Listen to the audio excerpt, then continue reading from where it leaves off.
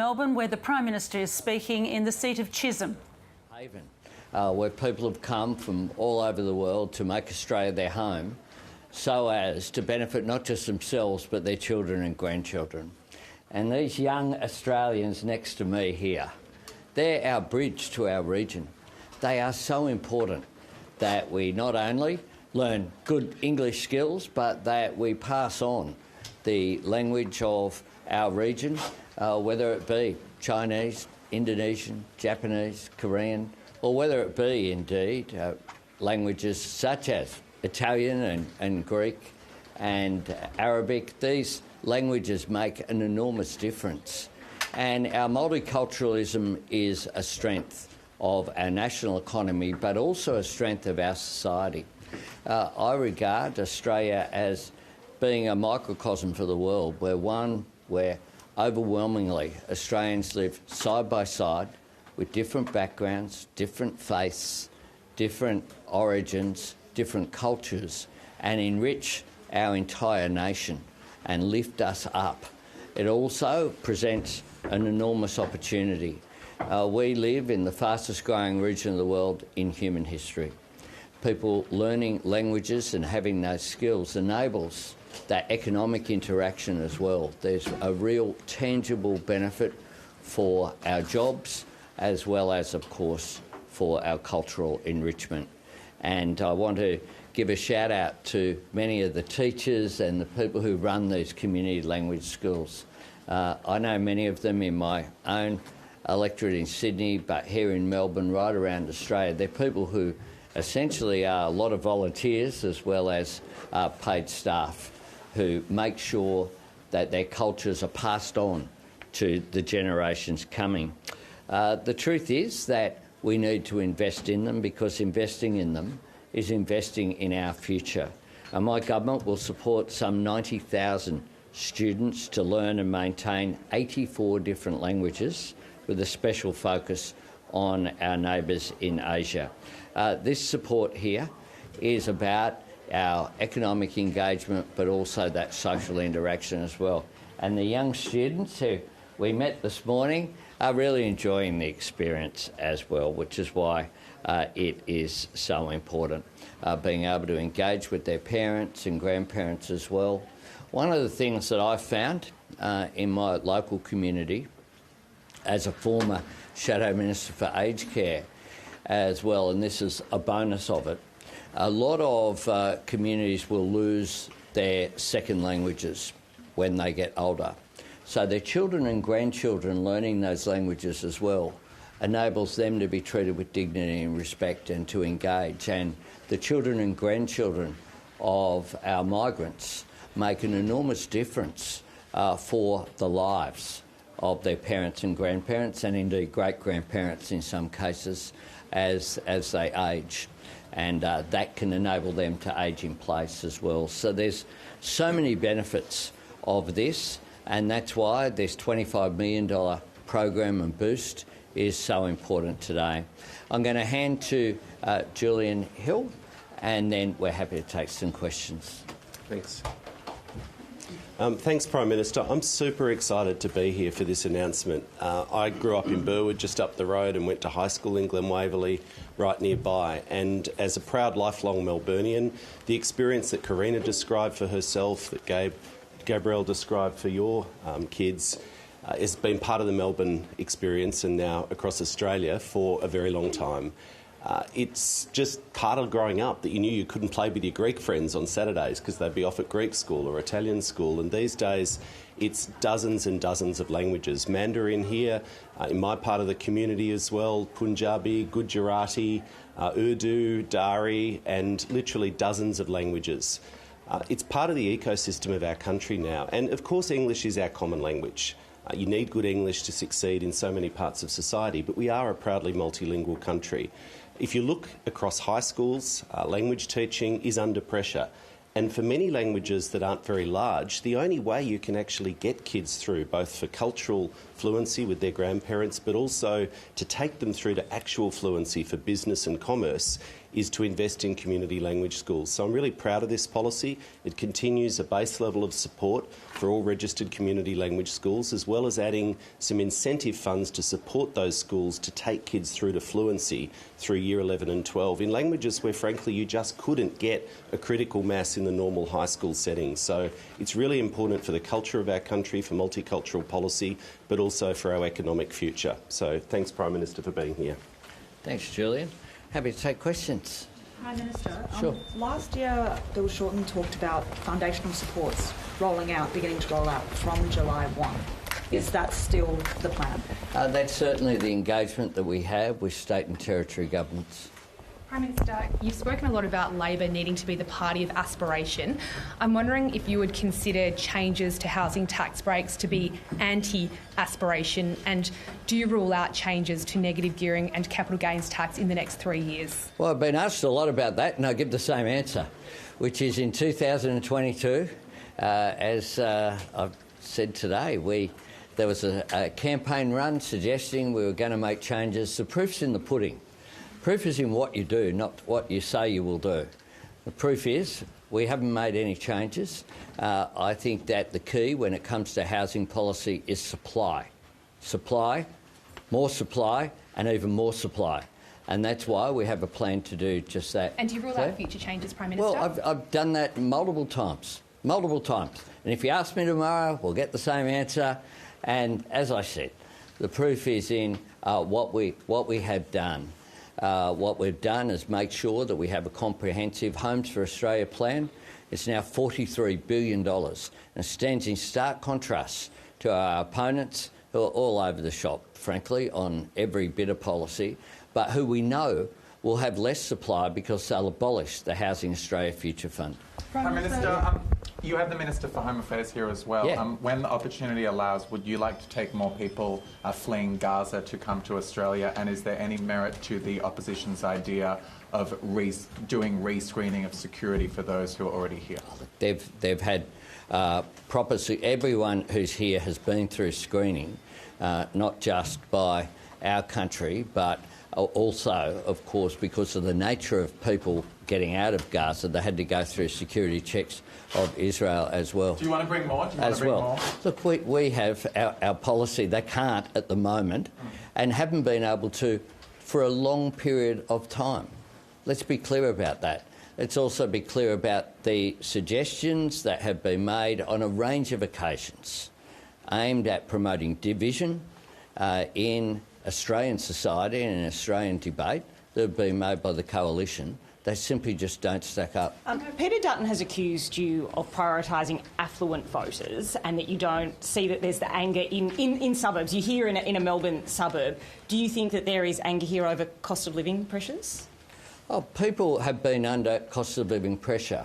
The difference between myself and Peter Dutton is that we have had cost of living measures, whether it be the income tax cuts, which we have introduced and which will have another 2.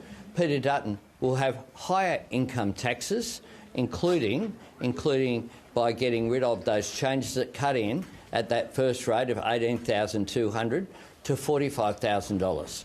We are targeting deliberately people who are the lowest income workers in that.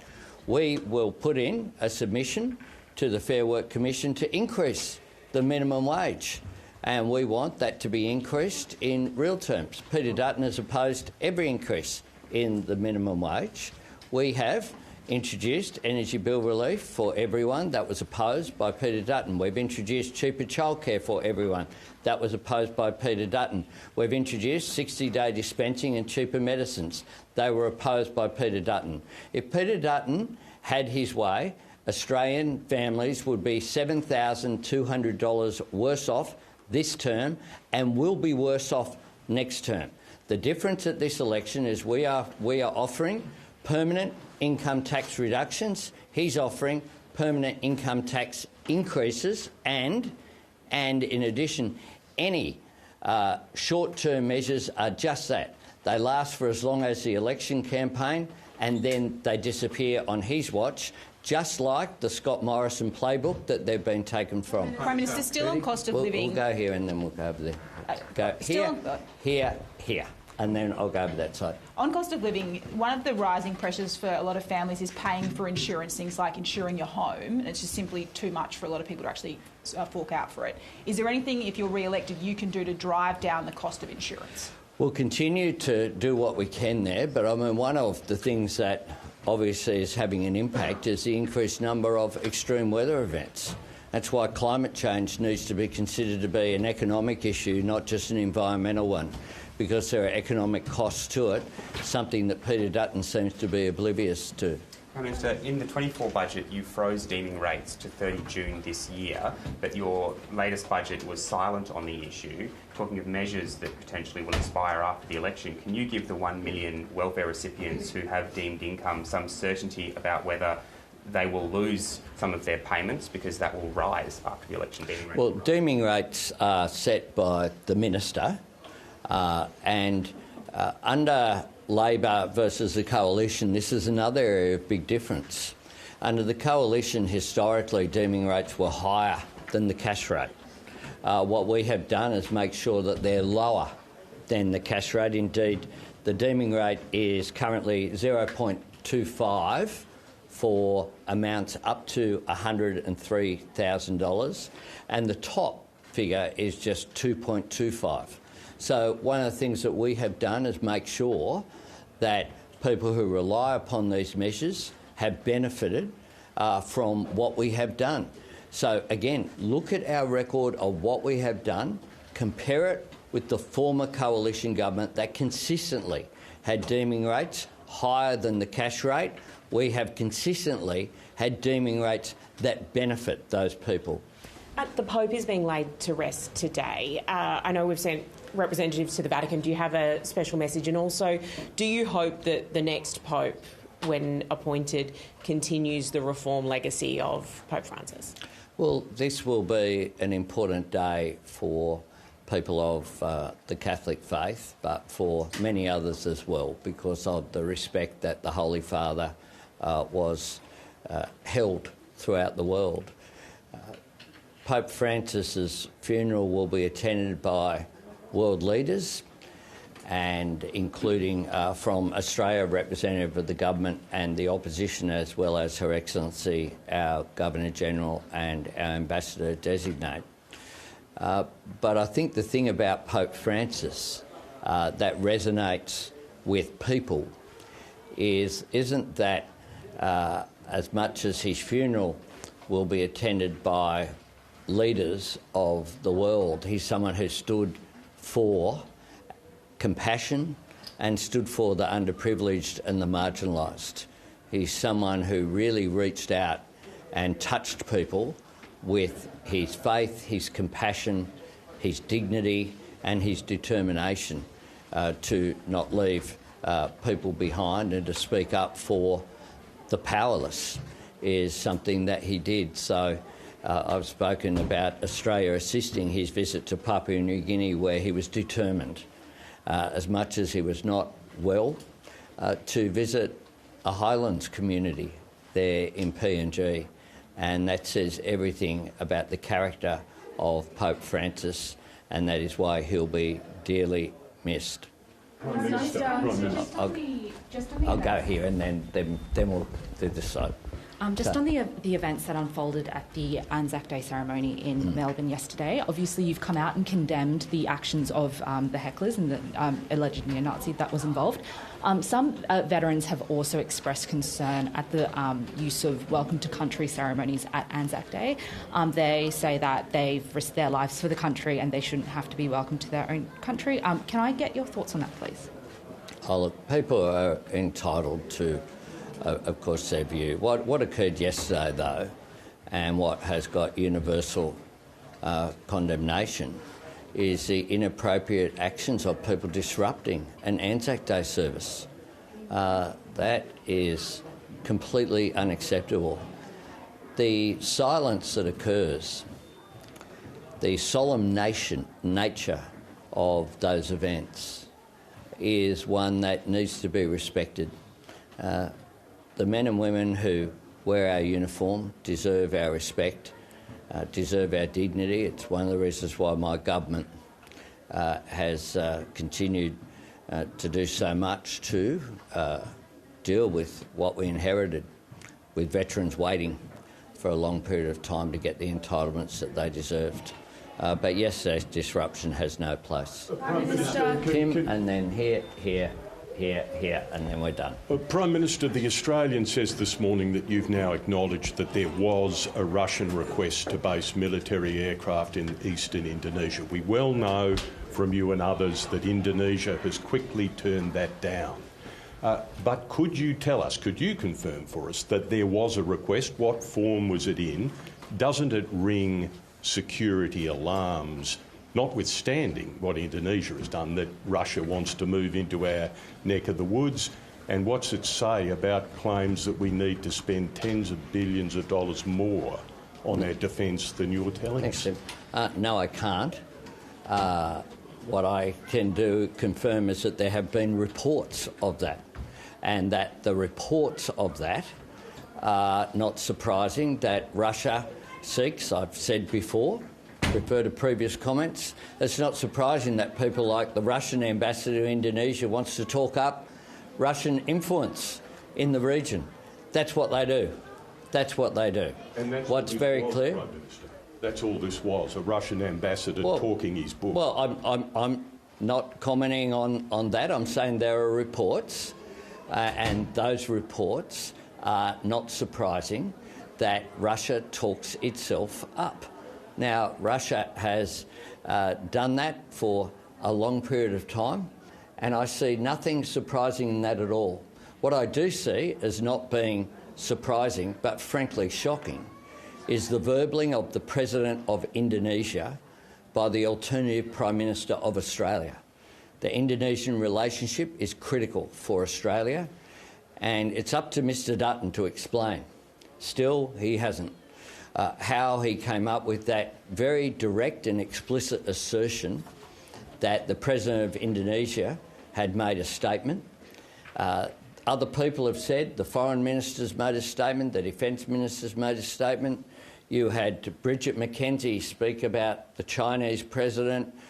You know, you can't go around when you're the alternative government of Australia, might be in a position of authority in 8 days' time, and just think it's okay to shoot from the hip and say whatever you like about our international partners.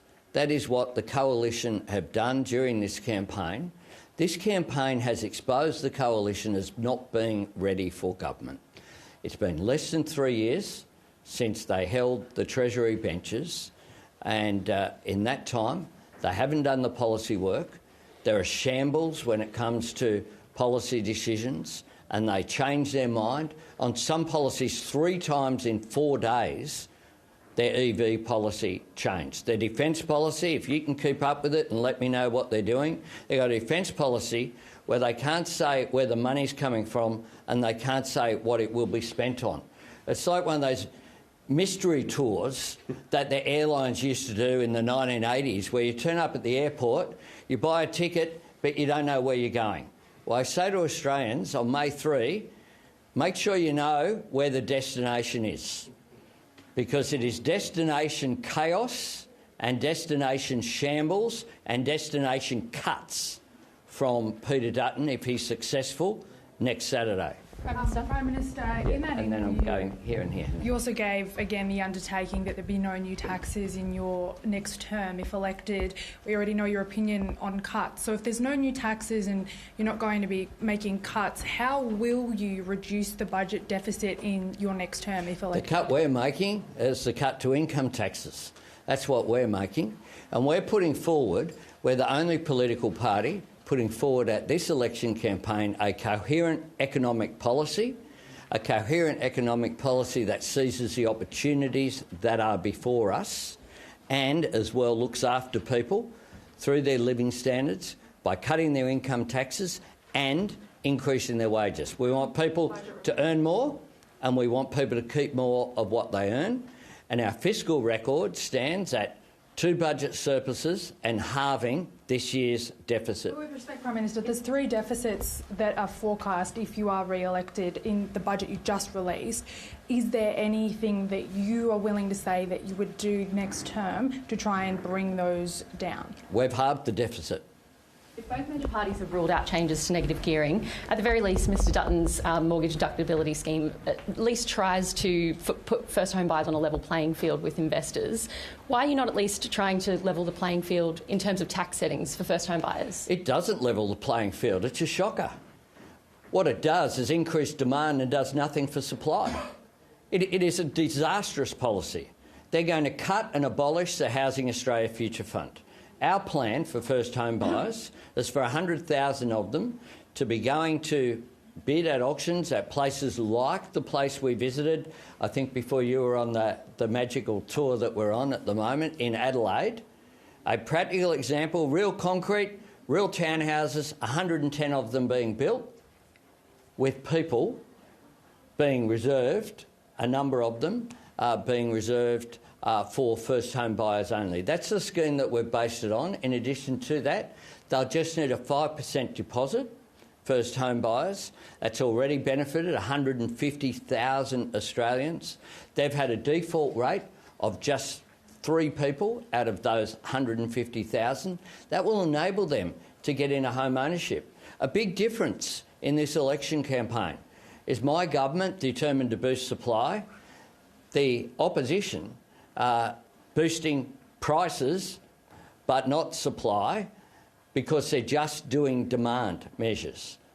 There are no supply measures that they have. And in there, they talk about, occasionally then they'll come up with this magical figure to do with housing infrastructure that they've got, their program. We have a program. It is rolling out. We rolled out the second round of that program for water and energy infrastructure in January.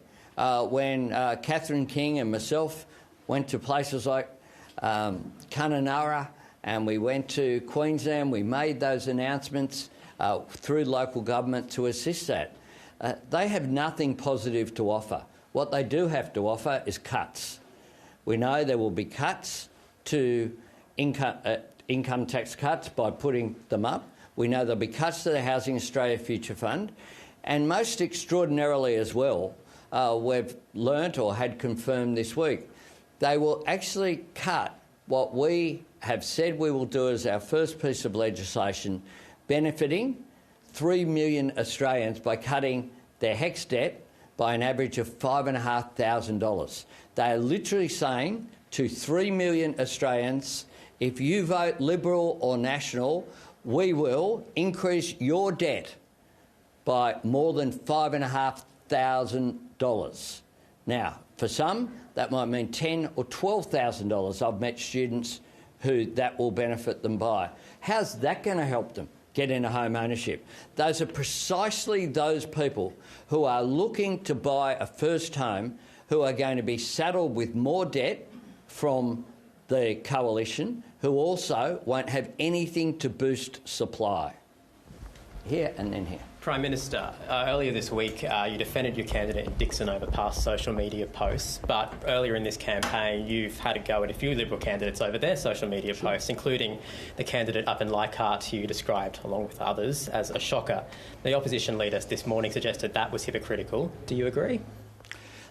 The opposition, I'm amazed he's visited Leichhardt, and I congratulate him on meeting his candidate for what's a marginal seat. His candidate that was opposed by Warren Entsch in the pre-selection because Warren Entsch thought he was a pretty rotten candidate. There's one thing that's in common when Peter Dutton goes around to marginal seats. When he meets his candidates, that is, they'll be blokes right around the country. That is what he can recognise him on. I've said that was inappropriate. Quite clearly it was inappropriate, just as it was inappropriate for a daily newspaper to put me in a uniform on the front page of their paper when I was Deputy Prime Minister. Entirely inappropriate. Things happen in the past. That was inappropriate. And, you know, I await the... I've been waiting 12 years for the apology, but, you know, it'll come, I'm sure. Having spoken to young members of the diaspora community, while their parents can send them to language schools like this, often they won't pick up the language or they'll reject it if they don't feel safe. So a lot of far-right figures in recent days have said some pretty racist things. What are you doing to address those far-right figures and helping those kids out there feel safe? Well, what I'm doing is not encouraging them for a start. I'm not encouraging those far-right figures who stand condemned, and I condemn them at every opportunity. I condemned what happened yesterday with someone associated with neo-Nazis. I have had some of those figures confront me, as you might be aware, here in Melbourne during this campaign. You know, we're a tolerant, multicultural nation, and I'm still shocked by the figures of the depiction of far-right figures on the steps of the Victorian Parliament, the march through gardens in Adelaide. You know, I speak out constantly against the far right. I consistently as well promote multiculturalism and respect for people, whether it be First Nations people or whether it be any part of our community. One of the good things, great things about community language schools and the announcement we're making today is they're places like this, that on the weekend people gather, people feel comfortable sending their children along, and that's a good thing. And I think it's good that across the board, the political spectrum condemned what occurred yesterday, was condemned by Mr Dutton as well. That's a good thing. Mainstream politics needs to speak out against far-right figures and the rise, because we know from the ASIO Director General, we know from Mr Burgess very clearly, he has said publicly, I obviously know a bit more privately, but he said publicly, spoken about the threat as well that some of these elements bring. And tragically, we've seen with some of the tragedies that have occurred, including the murder of the police officers in Queensland, where I attended the memorial service, you know, a short time ago, whilst I've been Prime Minister. We know the consequences of this. You know, we need to take this seriously, these threats, because they are real. And people with these devices, you know, they get the algorithms, they encourage people to go to more extreme views, whether it be more extreme views of the far right or the far left. Can I, and I'll end on this because it's a positive note. The fact that media organisations have come together to speak out against hate is fantastic. And I've spoken to media organisations about convening them after the election, if I'm successful, and what way the government can play a role in supporting the campaign that's supported by, you know, News, 9, 7, all of the media organisations have joined in. That is really important that occur. I'd want the ABC to be a part of that as well. Obviously, at the moment, that would be difficult during an election campaign. But I just think we as a society have got to come together. I had a chat with Peter Cosgrove a couple of weeks ago about these issues as well. Well, it was more than a couple of weeks ago. He's been one of the people who's promoted this as well. You know, we live in a multicultural community. We have a great society, Australia. We need to cherish it, nurture it, not take it for granted. And today's announcement is just a part of that nurturing. Thank you very much. Sorry, one from... And that is where we will leave Prime Minister, the Prime Minister. In fact, from actually, he's got just Sure. one last just question want that he wants to answer. Let's listen The in. safety and the security of all Australians is a priority. What measures are being taken or will be taken to address concern about the crime and safety within multicultural communities, especially the Chinese community? Yeah, thank you. Look, you know, we need to make sure that communities feel safe and that they are safe. One of the ways that we do that is by engaging in a positive message about engaging with communities, acknowledging that we're all enriched and we're privileged to... I mean, these kids who are here are just delightful. And I have a community language school next to me, operates as part of Marrickville West Public School, just attached there, the community languages in New South Wales, and I often visit there. It's so important that we reach out, that we continue to engage with communities, that we celebrate who we are, whether it is the oldest continuous culture on earth that we have the privilege of sharing this continent with, or those people who've come to make Australia their home and enrich us because of that. Thank you very much. And you